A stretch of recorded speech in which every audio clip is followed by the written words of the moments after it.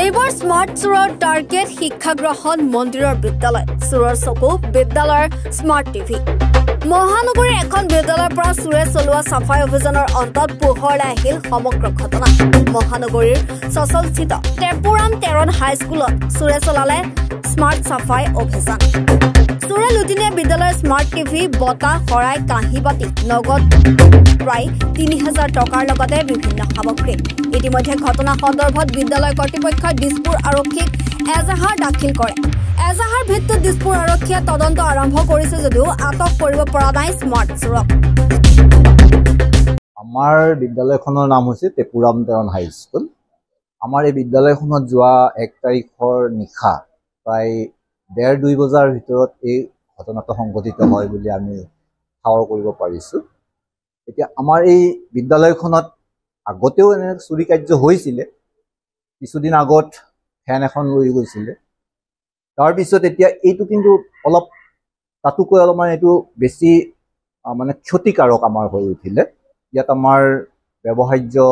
কিছুমান সামগ্ৰী লণ্ডভণ্ড কৰিছে আৰু লগতে আমাৰ টিভি এটা নতুনকৈ আমাৰ লোৱা আছিলে এই টিভিটো আমাৰ প্ৰধান শিক্ষকৰ কোঠাৰ পৰা লৈ যোৱা হ'ল লগতে মোৰ ড্ৰয়াৰ ভাঙি পেলাই প্ৰধান শিক্ষকৰ ড্ৰয়াৰ ভাঙি তাত থকা ডিজিটেল কেমেৰা আৰু কিছু পৰিমাণৰ ধন আছিলে সেই ধনখিনিও লৈ গৈছে লগতে আমাৰ অফিচ এছিষ্টেণ্টৰ যিখন টেবুল সেই টেবুলখনত থকা যিটো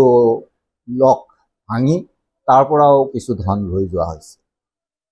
আৰু বিশেষকৈ তেওঁলোকৰ টাৰ্গেট আছিলে এই ব্যৱহাৰ্য সামগ্ৰী যিবোৰ সেইবোৰ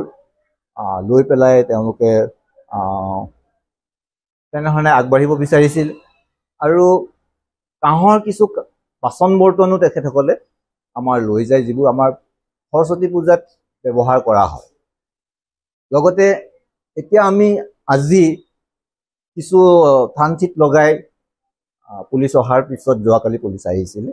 পুলিচত এজাহাৰ দিয়াৰ পিছত আহি তেখেতসকলে গোটেইখিনি চালে আৰু লগতে আমাৰ ওচৰত থকা যিটো এপাৰ্টমেণ্ট এৰানা চিণ্ডিকেট তাৰ যিজন তেখেতৰ দায়িত্বত আছিলে ডিউটি মানে নিশাৰ চকীদাৰৰ তেখেতক সোধপোছ কৰিলে আৰু তেখেতে জনালে যে ১:৩০ বজাৰ ভিতৰত সেইদিনাখন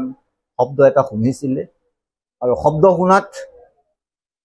অকণমান গেটলৈ ওলাই আহি হুইচেল বজালে আৰু তাৰপিছত কিন্তু কাকো নেদেখিলে কিন্তু তেখেতে কোৱা মতে সন্মুখত এখন গাড়ী এখন ৰখাই থোৱা আছিল এই কথাটো আমাক কিন্তু কালি পুলিচৰ সন্মুখত কৈছে আৰক্ষীক খবৰ দিয়া হৈছে যোৱাকালি দিছপুৰ থানা আহিছে কাকো এতিয়ালৈকে আটক কৰিব পৰা নাই ব্যুৰো ৰিপৰ্ট এনি ভাৰত 24 আপুনি নৰ্থ ইষ্ট ফুৰিম বুলি ভাবিছে নেকি